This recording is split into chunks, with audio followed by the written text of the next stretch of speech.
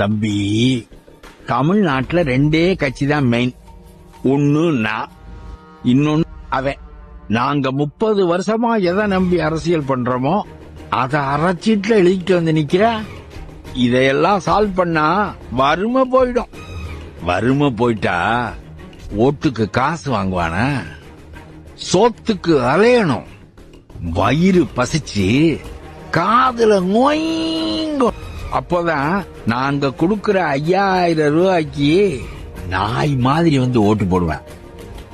234 தொகுதியிலையும் என் ஆளுங்களை நிறுத்துறேன். உங்ககிட்ட அவ்வளவு பணம் இருக்கா?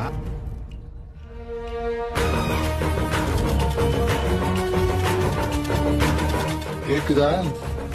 சத்தம்